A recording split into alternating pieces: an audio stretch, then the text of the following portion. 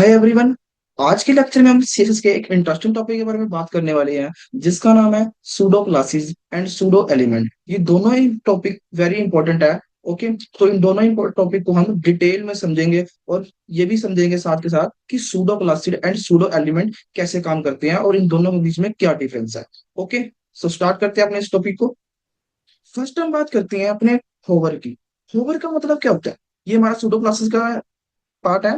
Hover क्या होता है? देखो, जब भी हम अपने माउस का जो पॉइंटर है, ये जो पॉइंटर है, फॉर एग्जांपल्स के लिए मेरे पास एक बटन है, ओके, मेरे वेब पेज पर। जैसे ही इस बटन पर मैं क्या करता हूँ, होवर करता हूँ, तो इस बटन की स्टाइलिंग चेंज हो जाएगी। ओके, या फिर जरूरी नहीं है बटन की स्टाइलिंग चेंज हो जाएगी। फॉर एग्जांपल्स के लिए मेरे पास लिस्ट लिस्ट है, तो लिस्ट के ऊपर जैसे ही मैं अपना कर्सर क्या करूंगा, ये लेके जाऊंगा, वो एक होवर सा करेगा और उसकी स्टाइलिंग चेंज हो जाएगी। इसको जब हम प्रैक्टिकल समझेंगे तब हमारे माइंड में अच्छे से क्लियर होगा कि होवर क्या होता है। ओके, तो इसका एक बार एग्जांपल से देखते हैं और समझते हैं कि होवर कैसे काम करता है। ओके, तो इसका जो सिंटैक्स है कुछ ऐसे होता है। सबसे पहले हम एलिमेंट लिखते हैं कि किस एलिमेंट पे हमने होवर लगाना है। ओके, जस्ट फॉर एग्जांपल्स के लिए यहाँ पर क्या हुआ है कि ये मेरा क्या है, एक एंकर टैग है। यहाँ पर मैंने ए लिखा, उसके बाद कोलन एंड फिर होवर लिखते हैं हम। फिर उसके बाद जो भी हम स्टाइलिंग करेंगे वो तभी शो होगी जब हम उसके लिंक के ऊपर कर्सर लेके जाएंगे अपने माउस का, या फिर किसी बटन पर कर्सर लेके जाएंगे, जो भी हमने एलिमेंट सिलेक्ट करा होगा। ओके, तो अब हम बात करते हैं अपने होवर सूडो क्लासेस के विद प्रैक्टिकल एग्जांपल्स के साथ। ओके, तो यहाँ पर मेरे पास एक बटन है एंड इस बटन के अंदर मैंने लिखा हुआ है क्लिक मी। तो जिसका आउटपुट है वो हम कुछ इस तरह से देख सकते हैं कि इसको अभी क्लिक करने से कुछ नहीं हो रहा है। ना ही इसके ऊपर जैसे मैं कर्सर लेके जा रहा हूँ, ना ही कुछ इसके ऊपर इफेक्ट आ रहा है, ना ही इसकी स्टाइलिंग चेंज हो रही है। तो अभी तक होवर इफेक्ट नहीं लगा हुआ है। तो अब क्या, कैसे हम यूज करते हैं होवर इफेक्ट? सबसे पहले इसको कॉपी करना है अपने एलिमेंट को। ओके, कॉपी करो या फिर लिख लो, एक ही बात है। ओके, तो यहाँ पर लिखना है कोलन एंड उसके बाद होवर। ओके, फिर इसके अंदर अपनी सीएस प्रॉपर्टी को अप्लाई करना है। जो भी हम स्टाइलिंग देखना चाहते हैं, जैसे यूजर इसके ऊपर कर्सर लेके जाए, वो कुछ स्टाइल करे, तो जो भी हम स्टाइलिंग ऐड करेंगे तो वो अप्लाई हो जाएगी। ओके, तो यहाँ पर मेरे पास बटन है और यहाँ पर लिखता हूँ background colour blue. Okay, and यहाँ पर जो टेक्स्ट का कलर हो जाएगा हमारा व्हाइट। तो अब ये जो प्रॉपर्टी है ये कब अप्लाई होगी? जैसे ही मैं अपना जो ये मेरा कर्सर है इस बटन के ऊपर क्लिक रखूंगा। ओके, क्लिक नहीं करूंगा, जैसे ही लेके जाऊंगा तो इसकी जो स्टाइलिंग चेंज हो जाएगी। तो देखते हैं इसको। देखो, जैसे ही मेरे कर्सर ऊपर देखो, जैसे इसके ऊपर मैं लेके गया, इस बटन का जो कलर है बैकग्राउंड वो ब्लू हो गया एंड जो टेक्स्ट कलर था वो व्हाइट में चेंज होगा। अब ये कब चेंज हो रहा है? जैसे ही मैं इसके ऊपर होवर कर रहा हूँ, मतलब कि अपने कर्सर को लेके जा रहा हूँ। अब मैं यहाँ से कर्सर हटा दूंगा तो इसकी स्टाइलिंग चली जाएगी, जैसे ही मैं रखूंगा इसकी स्टाइलिंग चेंज हो गई। ओके, तो ये होता है हमारा hover effect pseudo classes. Okay, effect या फिर होवर सूडो क्लासेस। और जरूरी नहीं है कि ये सिर्फ ऐसे एलिमेंट पे कर सकते हैं, हम किसी को ऊपर भी कर सकते हैं। फॉर एग्जाम्पल के लिए यहाँ पर मैं एक लिंक क्रिएट करता हूँ एंड यहाँ पर लिखता हूँ http://www.google.com। ओके, एंड इसके जो टेक्स्ट में मैं रख देता हूँ गो टू गूगल। ओके, तो अब जो इसका कलर है वो कुछ इस तरीके में दिख रहा है। तो जैसे ही मैं इस गूगल वाले के ऊपर भी क्लिक करूंगा तो कलर चेंज हो जाएगा। तो यहाँ पर मेरा कलर चेंज नहीं हो रहा। क्यों नहीं चेंज हो रहा? क्योंकि यहाँ पर मैंने सिलेक्ट किसको करा हुआ है, बटन को। बट मैं बटन पे क्लिक करूंगा तो उसकी स्टाइलिंग चेंज हो जाएगी। तो इसलिए मेरे को यहाँ से बटन एलिमेंट को हटा के जिस एलिमेंट पे मैं फोकस करना चाहता हूँ, जिस एलिमेंट को मैं होवर कर दिखाना चाहता हूँ, तो मैं उसको सिलेक्ट करूंगा। जैसे यहाँ पर मैं ए टैग लिखूंगा तो अब मेरा अप्लाई इस लिंक के ऊपर आ गई होगी। तो मैं जैसे ही करता हूँ ये देखो। ओके, आई होप आपको होवर सूडो क्लासेस समझ आ गया होगा कि कैसे काम करती है। ओके, तो इसका जो यूजेस है, काफी यूज करेंगे हम इसका। जब हम मिनी मिनी प्रोजेक्ट या फिर बड़े बड़े जब प्रोजेक्ट पे काम करेंगे तो हम काफी कुछ इसका यूज कर रहेंगे, काफी सारी स्टाइलिंग लगा रहेंगे कि जब क्लिक यूजर करे तो ये वाली स्टाइलिंग अप्लाई होए। स्पेशली इसका यूज जो होता है नैप बार के लिए होता है। ओके, तो जब हम इसका एक एग्जांपल्स या फिर मिनी प्रोजेक्ट देखेंगे इस लेक्चर के बाद, तो हम ज्यादा तरीके से समझ रहे होंगे होवर सूडो क्लासेस को। ओके, नेक्स्ट हम बात करते हैं एक्टिव सूडो क्लासेस की। एक्टिव सूडो क्लासेस क्या काम करती है? देखो, अभी तक हमने पढ़ा क्या होवर। होवर का काम करता है जब हम किसी एलिमेंट पर होवर करेंगे या अपना जो कर्सर है वो लेके जाएंगे तब उसकी स्टाइलिंग चेंज होगी। बट यहाँ पर क्या हो रहा है एक्टिव के अंदर? जैसे ही हम किसी उस एलिमेंट के ऊपर क्या करेंगे, होल्ड करके रखेंगे या फिर उस एलिमेंट को क्लिक कर देते हैं, मतलब कि एक्टिव कर देते हैं। ओके, क्लिक करके एक्टिव कर देते हैं, तब क्या उसकी स्टाइलिंग चेंज हो जाएगी। ओके, तो इसका एक प्रैक्टिकल एग्जांपल समझते हैं जिससे हमें और अच्छे से समझ आएगा कि एक्टिव सूडो क्लासेस कैसे काम करते हैं। ओके, यहाँ पर क्या मेरे पास एक लिंक है एंड एक बटन है। ओके, तो अब इन दोनों पे हम क्या करते हैं, अपनी एक्टिव सूडो क्लासेस को अप्लाई करते हैं। तो यहाँ पर फर्स्ट हम बटन के ऊपर काम करते हैं। जैसे ही यहाँ पर मैं लिखता हूँ बटन, ओके, उसके बाद सेम सिंटेक्स फॉलो करना है, कोलन, बट अब होवर की जगह हमने क्या लिखना है, active.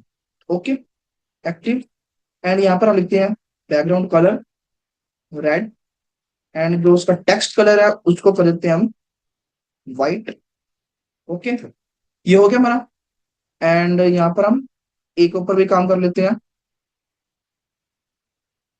A tag active.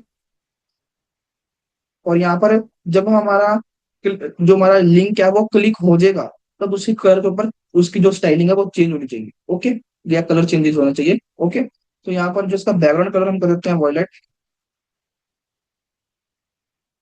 Violet, and जो इसका कलर है वो हम कर देते हैं कुछ डार्क सा कलर, यहाँ पर ब्लू। ओके, तो इन दोनों का आउटपुट देखते हैं और फिर समझते हैं कैसे काम हो रहा है। आउटपुट आ रहा है हमारे पास, देखो, अभी तक इनके ऊपर कोई स्टाइलिंग नहीं आएगी। अगर मैं इनके ऊपर अपना जो कर्सर है वो लेके जाऊंगा तब भी कोई स्टाइलिंग नहीं आएगी, अगर मैं यहाँ पर भी रखूंगा तभी कोई स्टाइलिंग नहीं आएगी। जैसे ही मैं क्या क्लिक करता हूँ, अपने बटन के ऊपर होल्ड कर रहा हूँ, तो इसकी स्टाइलिंग आ रही है। और ठीक है, अगर मैं इसको क्लिक कर रहा हूँ तब भी स्टाइलिंग आ रही है। देखो, यहाँ पर मैं क्लिक कर रहा हूँ या होल्ड करके रखा है तो इसकी ये एक्टिव हो रहा है। ठीक है, एक्टिव होगा तो इसकी स्टाइलिंग चेंज होगी। ओके, जैसे ही मैं यहाँ पर गूगल के ऊपर भी क्लिक कर दूंगा तो मैं गूगल के प्लेटफॉर्म पर पहुंच जाऊंगा। ओके, तो अभी के लिए जो इसका सिंटैक्स हम थोड़ा सा ना क्या करते हैं, रोंग, जिस करके मैं अगली स्लाइड पर ना जाऊं, तो यहाँ पर लिख देता हूं, कुछ भी अल्फाबेट लिख देते हैं। तो जैसे ही इसके ऊपर क्लिक करूंगा तो क्या होगा, ये देखो, इसका जो बैकग्राउंड कलर है वो चेंज हो रहा है। ओके, नेक्स्ट हम बात करते हैं चेक्ड सूडो क्लासेस की। चेक्ड सूडो क्लासेस कैसे काम करती है, इसका यूज हम ज्यादातर फॉर्म्स के अंदर यूज करते हैं। क्यों करते हैं, जब हमें कोई ऐसा काम करवाना है, जैसे यूजर्स वो एक बॉक्स के ऊपर टिक करते हैं, चेक बॉक्स के ऊपर अपना जो टिक करते हैं, वैसे ही उसकी जो स्टाइलिंग है चेंज हो जाए। ओके, इसका एक प्रैक्टिकल एग्जांपल्स करते हैं, तब हमें ज्यादा समझ आएगा कि जो चेक्ड सूडो क्लासेस है वो कैसे काम करेगा। ओके, तो यहाँ पर मेरे पास एक इनपुट है एंड उसका लेबल है। ओके, तो इसको आप देखते हैं हम क्या लिखा है यहाँ पर। जो मेरे इनपुट के अंदर है वो type is equal to check box है। ओके, मतलब कि एक ये चेक बॉक्स क्रिएट होगा, और यहाँ पर मैंने लेबल दिया है subscribe to my channel. Okay, तो अब यहाँ पर अपना चेक सूडो क्लासेस को अप्लाई करते हैं। सबसे पहले हम क्या लिखेंगे, इनपुट। ओके, फिर उसके अंदर हमने, अगर तुमने जो सीएसएस सिलेक्टर को नहीं पढ़ा तो सबसे पहले जाके वो सीएसएस सिलेक्टर को पढ़ो, क्योंकि इसके बाद जो हम ये कर रहे हैं वो सारे सिलेक्टर यूज हो रहे हैं। ओके, तो अगर वो नहीं लेक्चर तुमने अच्छे से देखा तो उसको सबसे पहले जाके देखो, क्योंकि वो इंपॉर्टेंट है। ओके, तो यहाँ पर हम लिखेंगे square bracket and type is equal to, या ये वाला टाइप लिखेंगे जो हमारा ये टाइप है। ओके, तो इसको लिखेंगे हम अपने यहाँ पर, ये सारा जो type is equal to square brackets, ये सारा कुछ मैं बता चुका हूँ ऑलरेडी सीएसएस सिलेक्टर के चैप्टर के अंदर। ओके, तो यहाँ पर लिखेंगे हम कॉलन, एंड अब की बार लिखेंगे हम चेक। ओके, और एक चीज मैं और बताता हूँ, सबसे पहले ये लिख लेते हैं, यहाँ पर हम लिखते हैं कलर रेड, एंड जो इसका फॉन्ट वेट है वो बोल्ड। ओके, तो इसका एक बार आउटपुट देख लेते हैं हम। तो देखो, अब मैं जैसे टिक कर रहा हूँ, इसके ऊपर कोई भी स्टाइलिंग नहीं आ रही है, जबकि हमने यहाँ पर सारी स्टाइलिंग दी हुई है। ओके, चेक्ड लगाया पड़ा है, तो इसलिए यहाँ पर ये स्टाइलिंग नहीं आ रही है। इसका रीजन क्या है, क्योंकि जब तक हम यहाँ पर लेबल नहीं यूज करेंगे, क्योंकि हमने यहाँ पर क्या करा है, इनपुट के साथ लेबल भी दिया है। जो इसकी आईडी है, ये देखो मैं तुम्हें दिखाता हूँ, इसको थोड़ा सा छोटा करते हैं। जो इसकी आईडी है और यहाँ पर फोर लेबल के साथ मैच कर रही है, इसलिए क्या हो रहा है कि इसका जो स्टाइलिंग है वो चेंज हो रही है। हम यहाँ पर क्या करते हैं, चेक्ड के बाद एक प्लस आइकन, एंड फिर लिखते हैं अपना लेबल्स। ओके, तो अब जैसे ही इसके ऊपर क्लिक करेंगे, जो इसकी स्टाइलिंग है वो चेंज हो जाएगी। ओके, तो यहाँ पर, ओके, यहाँ पर हमने क्या लिखा हुआ है, कॉलम्स, बट यहाँ पर आएगा कलर्स। इसको हम कलर कर देते हैं।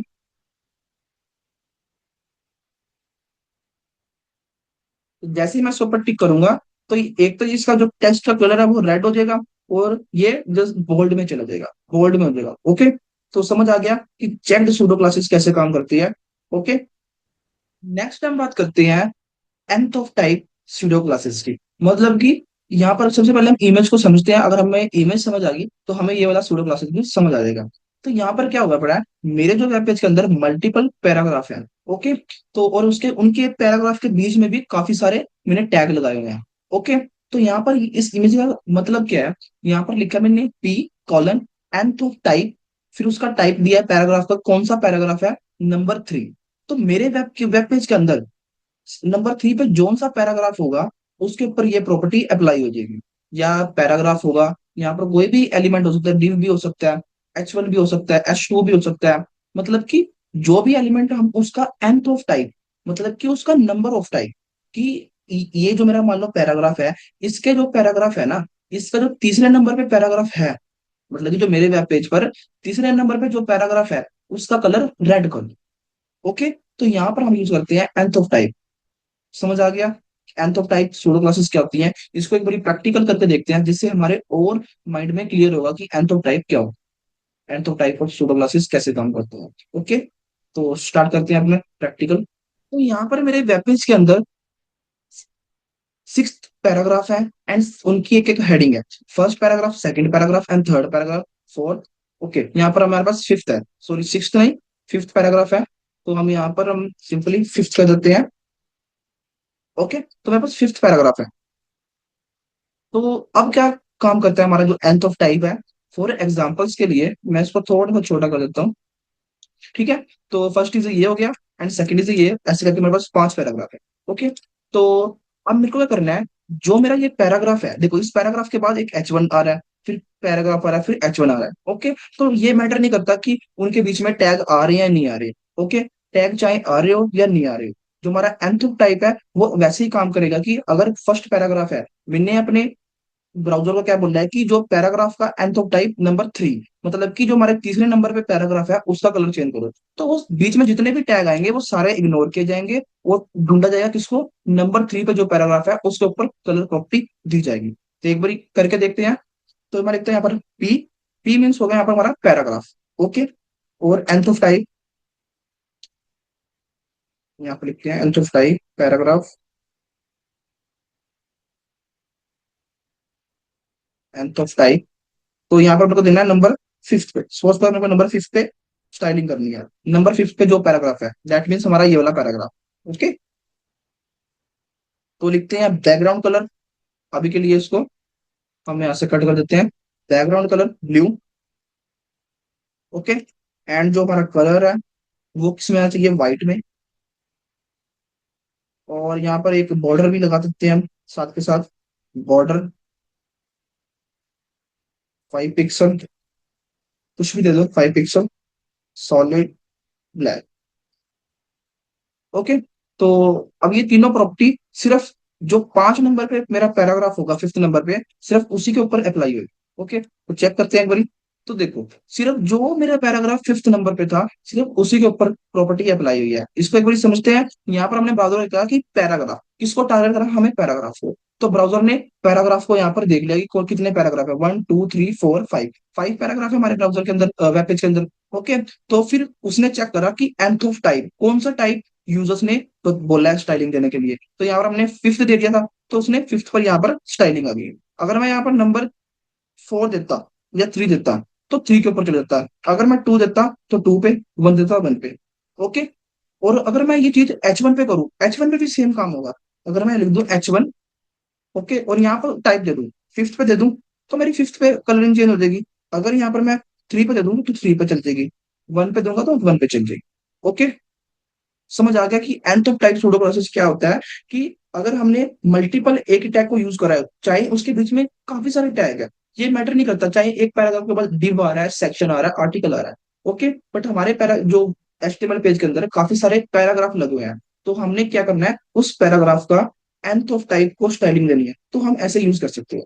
आई होप आपको ये लेक्चर समझ आ रहा होगा। नेक्स्ट हम बात करते हैं फोकस सूडो क्लासेस की। फोकस सूडो क्लासेस कैसे काम करता है, ये स्पेशली यूज होता है इनपुट फील्ड के लिए। जब हमें कोई ऐसा इनपुट जो हमारा जो जिसके अंदर हम अपने क्या करते हैं, फॉर्म्स वगैरह फिल करते हैं, तब हम ज्यादातर फोकस का यूज करते हैं। मतलब कि जैसे ही कोई अपना टेक्स्ट या फिर नाम लिखेगा, ठीक है, तब हमारा जो इनपुट होएगा, इनपुट जो फील्ड होगी वो फोकस होगी कुछ प्रॉपर्टी के साथ। इसको भी एक बारी प्रैक्टिकल समझते हैं, जिससे हमारे पास जिसकी अंडरस्टैंडिंग है और डीप में क्लियर हो। ओके, बिल्कुल इजी है, कोई इतना हार्ड नहीं है ये। ओके, तो यहाँ पर मैं एक इनपुट लिखता हूँ एंड जिसका टाइप है वो टेक्स्ट में रखता हूँ।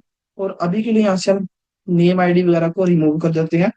एंड यहाँ पर मैं लिखता हूँ प्लेस होल्डर लिख देता हूँ एक, इसका लिखता हूँ एंटर योर नेम। ओके, तो अब हमने क्या करना है, इसका जो आउटपुट चेक करते हैं एक बारी।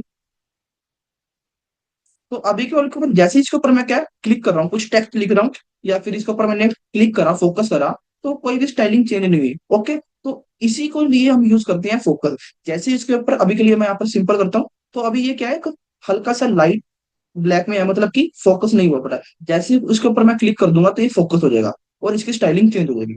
तो वहां पर हम यूज करते हैं फोकस पर। यहाँ पर लिखता हूँ इनपुट कॉलन फोकस। और यहाँ पर लिखता हूँ मैं जो इसकी आउटलाइन है, आउटलाइन छोड़ो, इसका फर्स्ट करते हैं हम कलर। कलर में मुझे फिर कॉलम आ गया, यहाँ पर कलर करते हैं। एंड इसका रेड कलर हम कर देते हैं रेड, या फिर ब्लैक ही रहने देते हैं, वैसे बाय डिफॉल्ट ब्लैक ही होता है। ओके, एंड फॉन्ट वेट करते हैं इसका बोल्ड। और जो इसका एक बैकग्राउंड कलर देते हैं हम रॉयल ब्लू।